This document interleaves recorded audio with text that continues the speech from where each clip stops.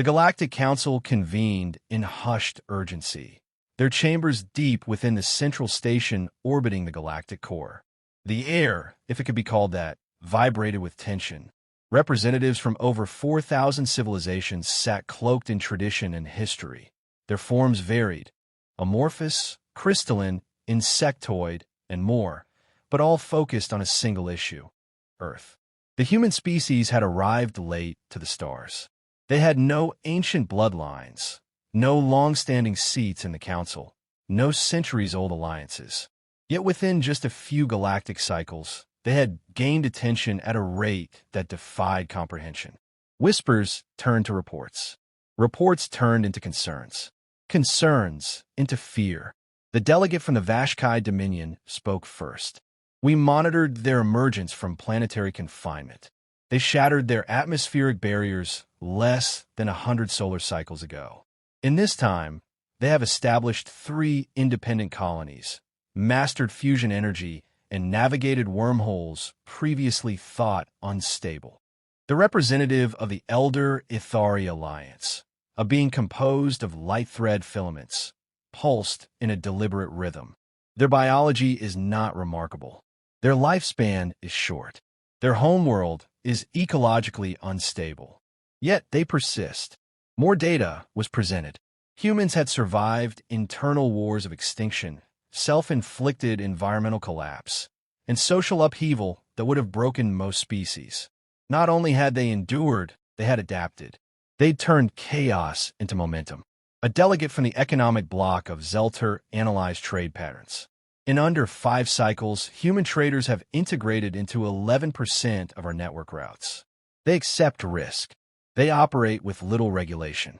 They achieve profitability in systems long considered barren. The word used repeatedly was unpredictable. Not chaotic, not irrational, but unpredictable. And in council law, that was worse.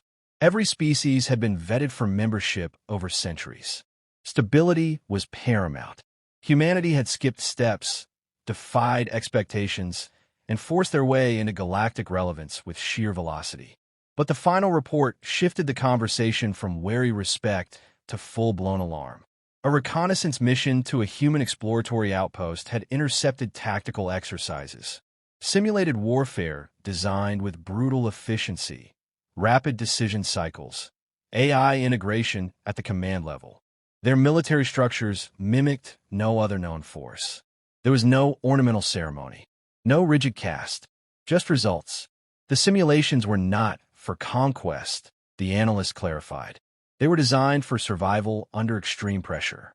Multiple species extinction-level events, all countered within minutes of identification.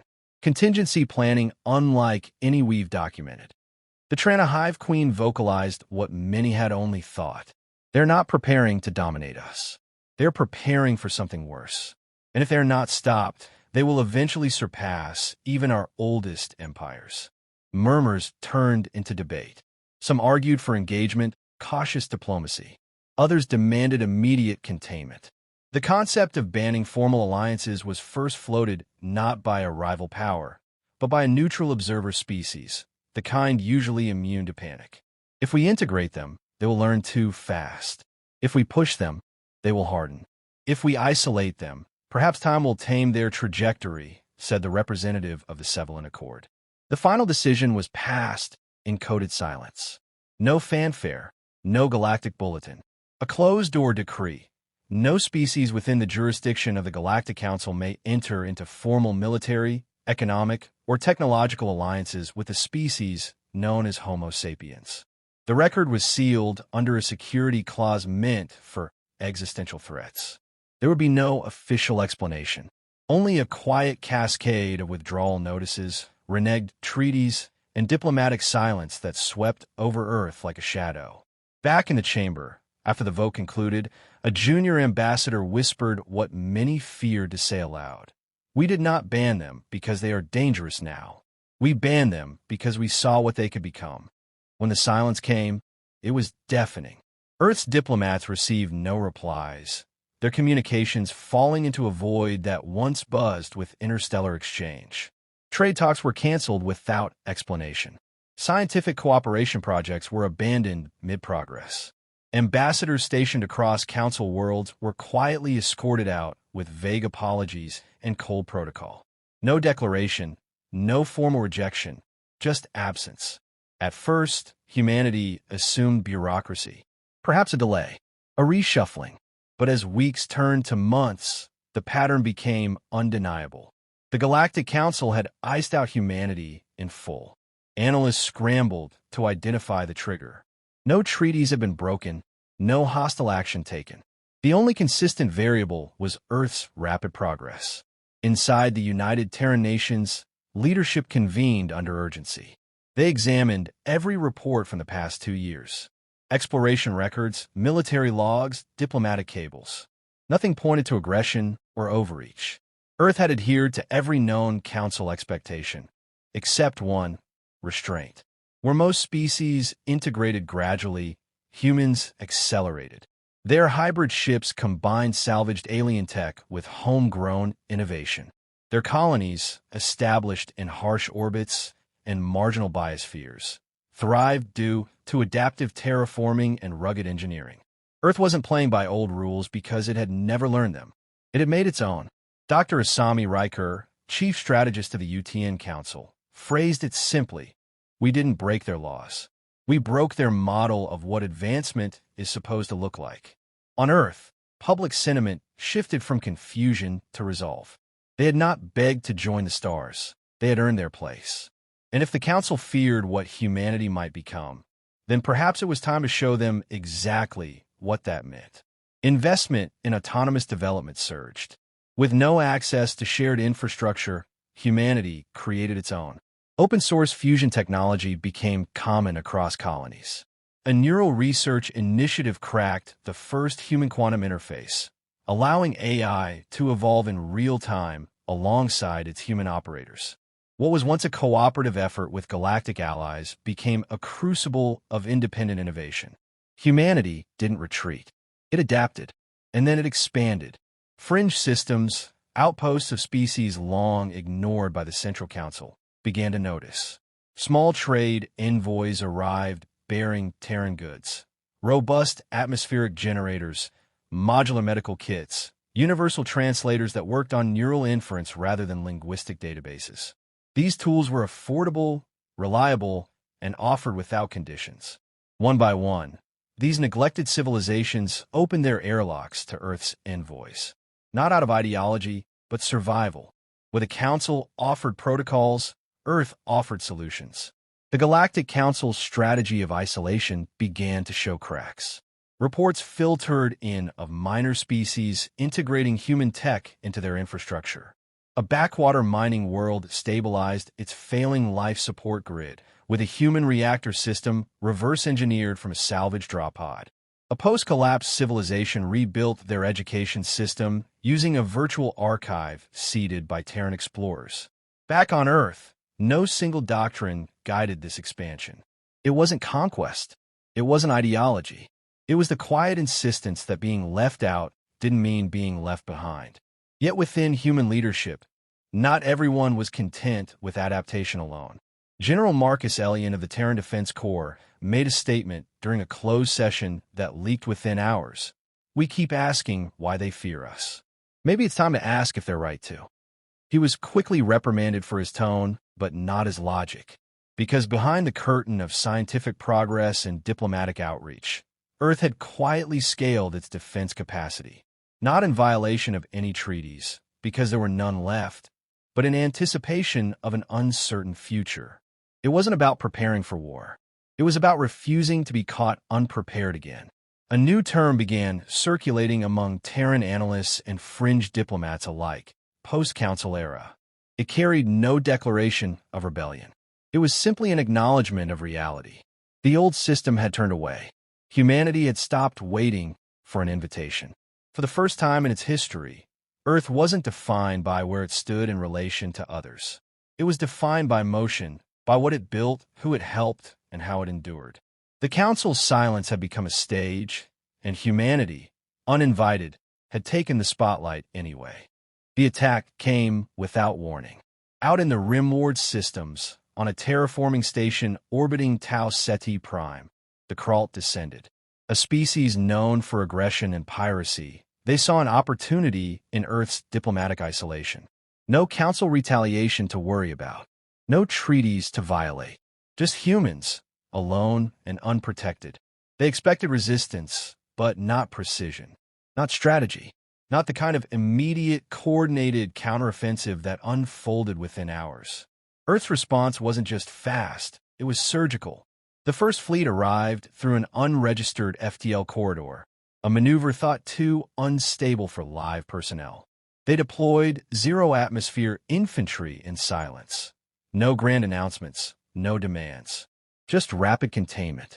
Kralt communications were jammed, orbital support disabled before a single shot fired, and their ground command was neutralized with directed EMP pulses. The humans didn't carpet bomb. They didn't flatten cities. They disassembled the Kralt war machine like it was a training exercise. Footage leaked later showed Terran medics stabilizing wounded civilians on both sides. Human engineers restored power grids to Kralt settlements that had gone dark in the crossfire. Supplies weren't stolen, they were left behind. When the Council received the first intercepted reports, they didn't know how to respond. The Kralt were a problem species, often beyond even the Council's enforcement reach. But now, a human task force had done what the Council wouldn't: intervene decisively and efficiently. A Council observer ship, stationed covertly in the outer system, captured it all. The final report didn't focus on the victory. It focused on restraint. They had the power to annihilate, the report read. Instead, they used it to disable, contain, and rebuild. Their doctrine is not conquest. It is control through precision. Tactical mercy. In the Council chamber, the implications sank deep. Earth had executed a textbook response to a complex galactic threat, demonstrating superior logistics, rapid AI-human command integration, and adaptive battlefield ethics. It had done so without asking permission, and without any loss of its own. This wasn't just military capability. It was ideology made manifest. Humanity had developed tools of destruction, then built ethics robust enough to hold them back. The ban had been enacted out of fear that humans would become conquerors. But the truth emerging now was more disturbing. Humans weren't seeking domination. They were stabilizing regions the Council had written off as too volatile to bother with. Meanwhile, minor powers began reaching out in private. Not alliances, just requests. Requests for humanitarian aid, for training programs, for assistance terraforming hostile moons, or defending convoys from raiders. Each time, the same pattern. Earth responded, helped, and left. No bases, no flags, just outcomes. The Council's moral position began to crumble. They had claimed the ban was a precaution against instability. But in practice, it looked like fear of being outperformed. Council strategists convened in private. Some proposed limited engagement with Earth, shadow channels, backdoor dialogues. But the older factions resisted. Admitting error now would fracture the entire diplomatic hierarchy. Worse, it would legitimize humanity's unsanctioned rise. Still, the facts mounted. Earth had stopped waiting. It had become a power not through conquest, but competence. And the more the Council resisted, the more it looked irrelevant. A classified report circulated among senior Council members, marked for eyes only. Its conclusion was blunt. Humanity does not seek war. But if war finds them, they will not hesitate. Their strength lies not just in power, but in the terrifying clarity with which they wield it. Even the word terrifying was debated, but no one offered a replacement. In silence, Earth had rewritten the rules, not through rebellion, through example. While others postured, they acted. While others hesitated, they committed. And while others feared them, humanity kept building.